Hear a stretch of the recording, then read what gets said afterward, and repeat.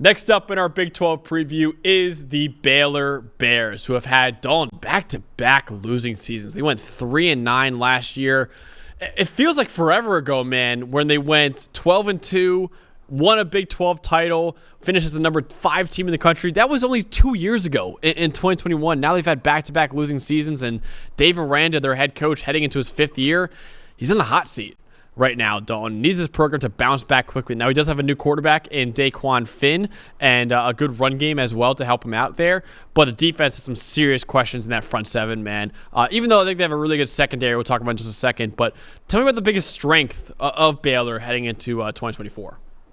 Yeah, one thing for Dequan Finn, coming from Toledo, you're going from the MAC to the Big 12. What you're going to want is good pass protection so he can make big throws from the pocket like he can, right? And the good thing is you've got a team that finished 12th in team pass blocking grade last year and is returning 5 of the 6 guys who played 400 snaps on the offensive line last year, including both of their starting tackles. So if nothing else, Finn should come over feeling like he is protected and he's going to have time to make the big vertical throws that he wants to make. Yeah, absolutely. And I mentioned before, their biggest weakness is basically the flip side of that, the front seven. They were the 3rd lowest graded front seven in the Power 5 last year, only a 62.8 grade as a unit. And Dawn, the big thing that kind of scares me with this team, they were really bad stopping the run, allowed 5.6 yards per carry last year. That is a huge issue in the Big 12 where so many teams' offenses are predicated on their elite rushing attacks. It's a little bit scary for Baylor. If you really struggle stopping the run like that, and if you're giving up 5.5 yards per pop, when you go up against some elite ground games, man, what is it going to look like? I'm a little bit worried about that. And really, Baylor didn't really do much to fix it in the transfer portal either. So they need some dramatic improvement from the guys up front. But one guy, Dalton, that a lot of people were excited about is Dequan Finn, transferring in from Toledo, their new quarterback. What should we know about him as he heads over from the MAC over to the Big 12 now? Look, you got a former MAC player of the year now who comes up to the Big 12 and is looking to make another jump. And you've got a guy, I think, that runs kind of hot and cold, but man, when he's hot, he gets raging hot. Only 6 quarterbacks in the country, Max, posted a 90 passing grade in 3 separate games, all right? Carson Beck, J.J. McCarthy, Bo Nix, Michael Penix, Preston Stone, and Dequan Finn. So, like, his high-end stuff is really, really high. If he's comfortable in the pocket, he can sling it down the field. I'll be honest with you, I think just pure arm strength, I think he's got one of the 10 to 15 strongest arms in the country. Really works well on vertical routes and deep out routes. And you're talking about a guy who, even his athletic ability, he can take games over, right? There was a game against UMass last year. He had 172 rushing yards, right? He's a dual threat who prefers to play more from the pocket and throw it vertically. There are times when he holds the ball too long, but I'll tell you what, when he gets it out in rhythm and downfield, Dequan Finn can be a really dangerous vertical passer. Yeah, and I think he really can be. And I think one guy that can really help him out in that ground game, especially, is Dominic Richardson, the running back they're bringing back for another year. Transferred over from Oklahoma State.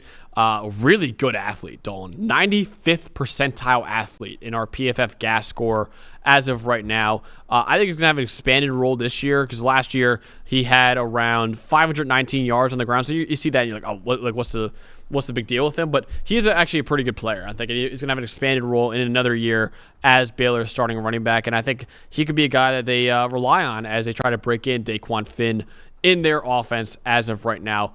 What about the defense, Dalton? Who's a guy to watch out for defensively?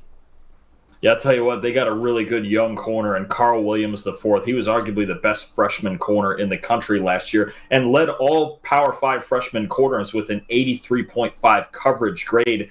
This is just, it's a really weird thing how Baylor and Dave Aranda trying to find all these defensive players and they're struggling, but then you've got a true freshman corner who's really, really good, right? Needs to get a little more physical. He's a young kid, had a low run defense grade, but as far as pure coverage, man, he's probably as good as any corner in the Big 12 right now, and he's going to be the centerpiece of their secondary for the next couple of years. Absolutely, man. He actually had the highest coverage grade in the Big 12 last year, and not only him, Dalton, Caden Jenkins is another true sophomore they have in that secondary. He was really good last year, too. So they have a couple guys to build around in that secondary for the next couple of years. I'm a big fan of both Williams and Jenkins for next year. All right, question time now, Abdul, because I wanted to ask you, what is the minimum here for Dave Aranda to keep his job? Because he's probably on one of the hottest seats right now in the Big 12, in the country, actually, too. What's the minimum, and what do you expect out of the Baylor Bears next year? I think he's got to at least make a bowl game, right? I think that's usually the standard you get to, where it's like, okay, can we at least be respectable? Can we at least get to 6-6? Can we at least win a bowl game? And I think what you've been talking about with the defense is really concerning, because Dave Aranda is a defensive guy, right? He was known before this job as one of the best defensive coordinators in the country, coming from LSU, and it's one of those things where you go, well, if this is what you do and we're struggling at this, then what's going on here, right? So this defense does need to be significantly better. It's good that they got Dequan Finn in, right? Blake Shapen struggled last year dealing with a knee injury, trying to play through it. I think a bowl game is the minimum that has to happen here, honestly. I agree with you. I think the bowl game is the minimum, and you look at their schedule right now. It's a manageable schedule, right? It's about the eighth hardest in the Big 12 as of right now. They play Utah in week 2. They have other games like Colorado on their schedule, Iowa State, Oklahoma State, West Virginia, and Kansas. So it's manageable, and there's certainly a world where they can win 6 games. But I think a bowl game is the bare minimum for Baylor right now. I think they need to get to that 6-win mark in order for him to keep his job after a disastrous last 2 years, honestly, especially this past year, going 3-9. But that's what we got for our preview of the Baylor Bears.